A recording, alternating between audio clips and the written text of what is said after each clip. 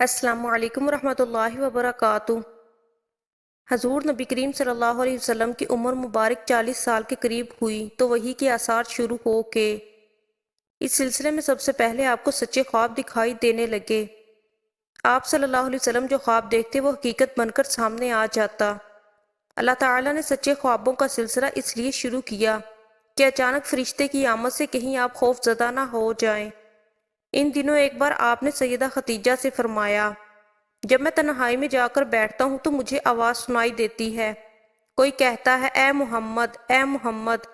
ایک بار آپ صلی اللہ علیہ وسلم نے فرمایا، مجھے ایک نور نظر آتا ہے، یہ نور جاگنے کی حالت میں نظر آتا ہے، مجھے ڈر ہے اس کے نتیجے میں کوئی بات نہ پیش آ جائے۔ ایک بار آپ صلی اللہ علیہ وسلم نے یہ بھی فرمایا، اللہ کی قسم مجھے جتنی نفرت ان بتوں سے ہے اتنی کسی اور چیز سے نہیں۔ وحی کے لیے آپ کو ذہنی طور پر تیار کرنے کے لیے اللہ تعالیٰ نے فرشتے اسرافیل علیہ السلام کو آپ کا ہمدم بنا دیا تھا۔ آپ ان کی موجودگی کو محسوس تو کرتے تھے مگر انہیں دیکھ نہیں سکتے تھے۔ اس طرح آپ کو نبوت کی خوشخبریاں دی جاتی رہیں، آپ کو وحی کے لیے تیار کیا جاتا رہا۔ اللہ تعالیٰ نے آپ کے دل میں تنہائی کا شوق پیدا فرما دیا تھا، چنانچہ آپ کو تنہائی عزیز ہو گئی۔ آپ غار ہیرا میں چلے جاتے اور وہاں وقت گزارتے۔ اس پہاڑ سے آپ کو ایک بار آواز بھی سنائی دی تھی، میری طرف تشریف لائیے اے اللہ کے رسول۔ اس غار میں آپ مسلسل کئی راتیں گزارتے، اللہ کی عبادت کرتے۔ کبھی آپ 3 راتوں تک وہاں ٹھہرے رہتے، کبھی 7 راتوں تک، کبھی پورا مہینہ وہاں گزار دیتے۔ آپ صلی اللہ علیہ وسلم جو کھانا ساتھ لے جاتے تھے جب ختم ہو جاتا تو گھر تشریف لے جاتے۔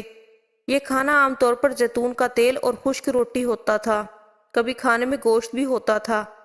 غار ہرا میں قیام کے دوران کچھ لوگ وہاں سے گزرتے اور ان میں کچھ مسکین لوگ ہوتے تو آپ صلی اللہ علیہ وسلم انہیں کھانا کھلاتے۔ غار ہرا میں آپ عبادت کس طرح کرتے تھے روایات میں اس کی وضاحت نہیں ملتی۔ علماء کرام نے اپنا اپنا خیال ضرور ظاہر کیا ہے۔ ان میں سے ایک خیال یہ ہے کہ آپ کائنات کی حقیقت پر غور و فکر کرتے تھے اور یہ غور و فکر لوگوں سے الگ رہ کر ہی ہو سکتا ہے۔ پھر آخر کار وہ رات آ گئی جب اللہ تعالیٰ نے آپ صلی اللہ علیہ وسلم کو نبوت اور رسالت عطا فرما دی۔ آپ صلی اللہ علیہ وسلم کی نبوت کے ذریعے اپنے بندوں پر عظیم احسان فرمایا۔ وہ ربیع الاول کا مہینہ تھا اور تاریخ 17 تھی۔ بعض علماء نے یہ لکھا ہے کہ وہ رمضان کا مہینہ تھا کیونکہ قرآن مجید رمضان میں نازل ہونا شروع ہوا تھا۔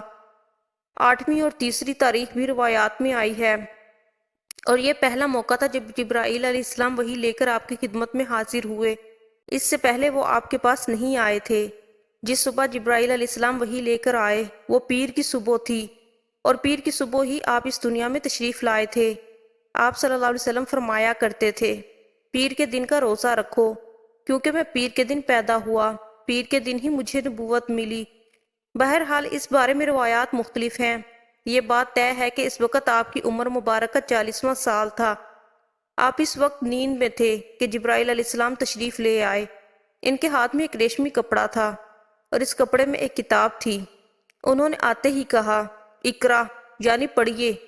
آپ صلی اللہ علیہ وسلم نے فرمایا، میں پڑھ نہیں سکتا، یعنی میں پڑھا لکھا نہیں ہوں۔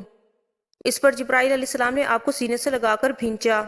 آپ فرماتے ہیں انہوں نے مجھے اس زور سے بھینچا کہ مجھے موت کا گمان ہوا۔ اس کے بعد انہوں نے مجھے چھوڑ دیا، پھر کہا پڑھیے، یعنی جو میں کہوں وہ پڑھیے۔ اس پر آپ صلی اللہ علیہ وسلم نے فرمایا، میں کیا پڑھوں؟ تب جبرائیل علیہ السلام نے سورۃ العلق کی یہ آیات پڑھیں، اے پیغمبر صلی اللہ علیہ وسلم، آپ پر جو قرآن نازل ہوا کرے گا اپنے رب کا نام لے کر پڑھا کیجئے، یعنی جب پڑھیں بسم اللہ الرحمن الرحیم کہہ کر پڑھا کیجئے۔ جس نے مخلوقات کو پیدا کیا، جس نے انسان کو خون کے لوتھڑے سے پیدا کیا، آپ قرآن پڑھا کیجئے اور آپ کا رب بڑا کریم ہے، جو چاہتا ہے عطا کرتا ہے، اور ایسا ہے جس نے لکھے پڑھوں کو قلم سے تعلیم دی اور عام طور پر انسانوں کو دوسرے ذریعوں سے ان چیزوں کی تعلیم دی جن کو وہ نہیں جانتا تھا۔ آپ صلی اللہ علیہ وسلم فرماتے ہیں، میں نے ان آیتوں کو اسی طرح پڑھ دیا جس کے بعد وہ فرشتہ میرے پاس سے چلا گیا۔ ایسا لگتا تھا گویا میرے دل میں ایک تحریر لکھ دی گئی ہو، یعنی یہ کلمات مجھے زبانی یاد ہو کے۔ اس کے بعد آپ صلی اللہ علیہ وسلم گھر تشریف لائے۔ بعض روایات میں آتا ہے کہ جبرائیل علیہ السلام جب غار میں آئے تو پہلے انہوں نے یہ الفاظ کہے تھے، اے محمد آپ اللہ تعالیٰ کے رسول ہیں اور میں جبرائیل ہوں۔